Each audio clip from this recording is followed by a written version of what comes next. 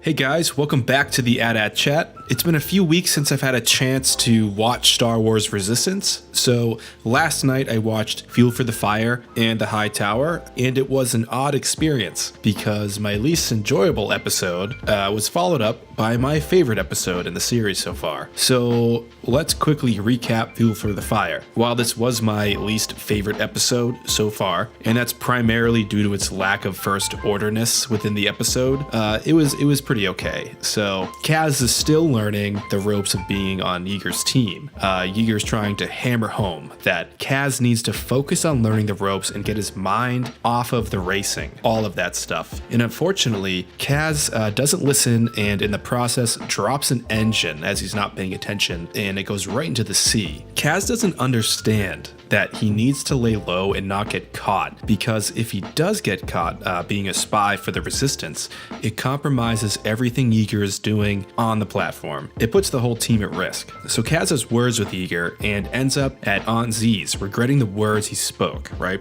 And he ends up meeting with Rucklin and his team. And Rucklin is actually voiced by Elijah Wood, which was pretty cool. And what's interesting is that this team is super lax. They are pretty much the antithesis of Yeager's style of work ethic, right? We learn an interesting bit of info too, that Yeager was a racer. And overall, you can tell that these kids that Kaz is hanging with are the kids that he should not be hanging out with. They have that vibe. And Rucklin is pretty reckless. He leads Kaz into this race that endangers his life, just the two of them. And basically, this was just a setup for Rucklin against Kaz so that he can gain his trust, right? This scene does demonstrate and show some of Kaz's quick thinking as a pilot and racer, having hopped over Rucklin to get the better of him. But as we see, his speeder is about to explode, and this was the work of Rucklin's team. So due to this excursion, Kaz ends up getting in trouble again with Yeager for taking an extremely long 2-hour break, right? Basically, the team is tired of Kaz's bullshit. Even Niku is trying to warn Kaz about hanging out with Rucklin in his very strange way, just being like, these kids, they have fun, don't hang out with them. But, you know, he means well. He just has that literal way of communicating and understanding the world. And then again, Kaz sneaks off to go hang out with Rucklin's crew, and he's actually impressed walking into their hangar. You know, it's just a cool space. They're tossing the tools back and forth to each other. And it's here that you finally figure out the real motivations for Rucklin's team. They want Corellian hyperfuel for Rucklin's ship so that he can win the races and get fast enough. And I love that this is a little tie-in with Solo.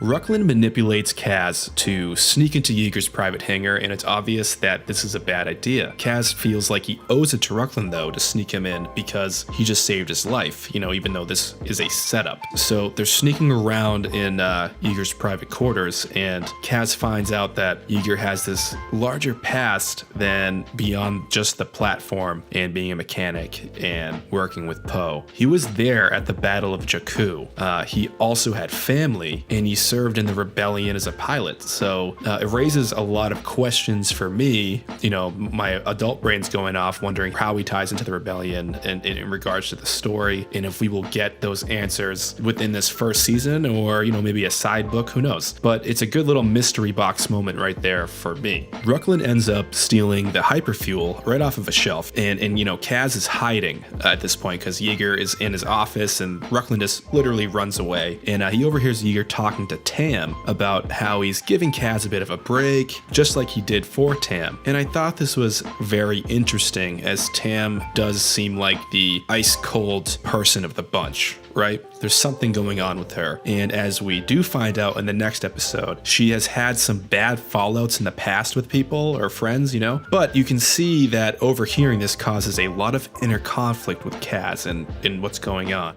Bucket ends up noticing that the hyperfuel is missing, and he goes bonkers. Bucket also reminds me of Chopper a little bit, and I think people need to start adding subtitles to Bucket, you know, those funny videos you can see on YouTube. I love those things. Kaz realizes now what is going on with Rucklin and learns that the hyperfuel will turn Rucklin's racer basically into a bomb because he has no idea what he's doing with this hyperfuel. And what's interesting to me is Kaz is putting himself on the line for someone who just manipulated him, stole from him because, he realizes that Ruckland stole the hyperfuel and used Kaz. And he knows that Ruckland was never his friend, but it shows the kind of selfless nature that Kaz has. And this is, I think, an important character moment for us to see. So Kaz basically causes Ruckland to eject out of the racer during the race, right before it can even really begin. And when they are in the air, you can see the racer explode. They are actually saved by BB-8's weird little rope arm that he spits out. And finally, Yeager is at the platform dragging them up to safety. So Ruckland, being the arrogant dick he is, he kind of shoves Kaz for what he did, basically, losing his mind because he didn't get to finish the race. And Kaz fires back, rightly so, for saving his life. And Ruckland just pretty much walks off with his gang, with Yeager overhearing this entire exchange between Kaz and Ruckland, right? Yeager knows that Kaz deep down is a good person to have on his team, and he makes this pretty obvious at the end by letting Kaz work on the edge of the platform where you can see the race. But the episode does end with a gag with the engine again about to go over the side, and then, boom, resistance. So overall, pretty good episode, but my gripe is that I feel like the Ruckland-Kaz bond and then demise of that bond could have been stretched out over a course of a few episodes, so we get to know Ruckland a little bit more and maybe start to trust him like Kaz does, and then start to feel betrayed as we learn the true motivations behind Ruckland's friendship with Kaz. But hey, this is just my little quick nitpick. And the other thing too is I also wished that we saw the First Order in this episode. It seemed a little untethered to the rest of the series so far. So switching over to the High Tower, this is exactly the opposite of what I just said about the Fuel for the Fire. This episode was hands down my favorite so far. With Von Reg stormtroopers and manipulation and actual spying going on, this episode had everything I wanted packed into 22 minutes. Now, sure, there are some lighthearted, funny child moments because, spoiler alert, this show is for younger audiences, but beyond that, I thought that the entire episode was highly enjoyable as an adult, and I love learning more and more about the First Order before The Force Awakens. So, due to a need to ration power, the platform has gone to flickering in and out of actual power, and Kaz and Tam and Niku head to Aunt Z's just to hang out, and she tells Kaz that she thinks Doza, Captain Doza, is part of the First Order, obviously putting Kaz into his spy mode. We also meet Faison here, hype Faison, and he's kind of a clown, right?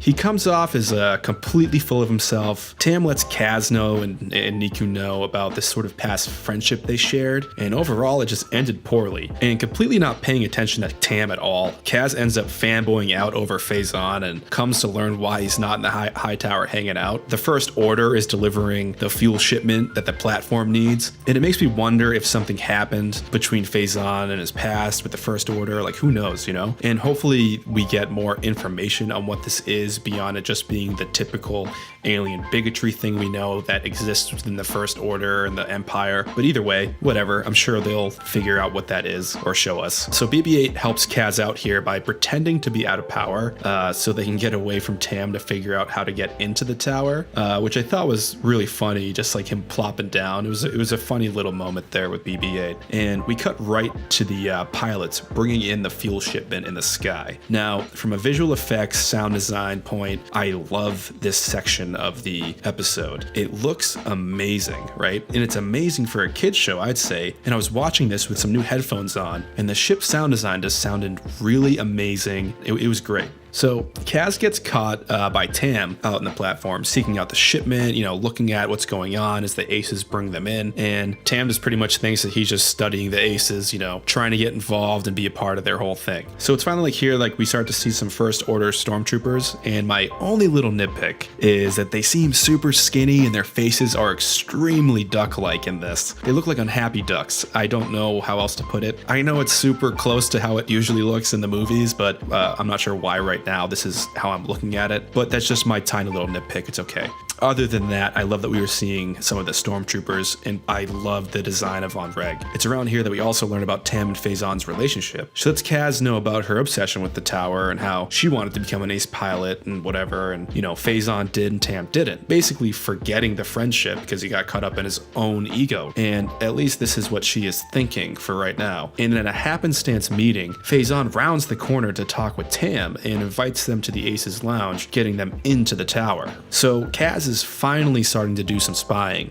It's interesting how like high clearance the tower is for the pilots too. It's a super elegant lounge area, and it actually reminds me of 2001: A Space Odyssey with its design. It reeks of privilege, which is something Tam wants nothing to do with when she's in there. So as Kaz is indulging in some food, he sees Von Reg and two stormtroopers round the corner heading towards Doza's quarters. And Kaz also finds out that they are here more frequently than he initially thought from Face-On. During this, Tam ends up getting her balls busted by Face-On, and Kaz sneaks away during this as they're both distracted, just bickering at each other, and they soon realize he's missing. I gotta be honest, I'm not sure if I actually like Face-On's character right now, and it might just be the way his voice sounds, but I don't know. We'll see what happens. So Kaz is sneaking around and cleverly puts the comm Niku had in the beginning of the episode into a droid tray that's heading into Captain Doza's office. So this way he can have the other part of the comm and overhear the conversation between the First Order and Doza. The gist is basically the First Order wants to offer protection from the very attacks that they've actually been orchestrating, the pirates on the Colossus. And Captain Doza knows that this puts him in a tough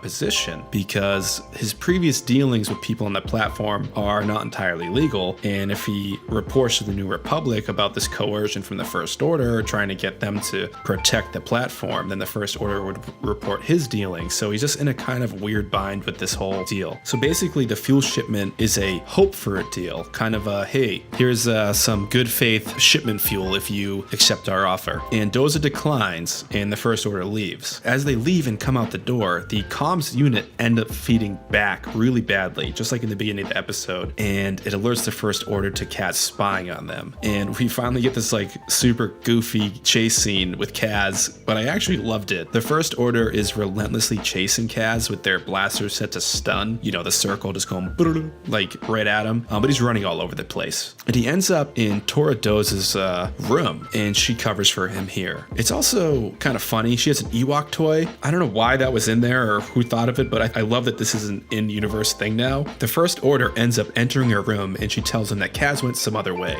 A super funny moment of this episode is the whole bar betting on if Kaz will fall into the ocean or not. He's evading the First Order by crawling along this super narrow ridgeline on the Colossus, and he keeps almost falling in. A few moments he gets his edge and starts running, only to almost fall again. And the way it edits between the spectators cheering and the tense brushes with death are hilarious. So really funny stuff in this episode. The First Order ends up blasting him right as he's on the ridge, but this time the blasters are actually set to kill, or they're red now. They're no longer on stun. And it's funny, they're just missing every shot like a true stormtrooper should, right? And BB-8 ends up saving his ass again by opening a door at the last second, and Kaz ends up falling back into the tower. So now that the First Order is alerted to a spy, or they think it's a spy, they confront Captain Doza, and Tora ends up saying the person was her friend. And this causes another minor rift between Von Reg and Doza, because Doza will be bullshit if the First Order is going to start accusing people on his platform of being spies, right? So he just says, get out of here with your accusation. When Kaz gets back to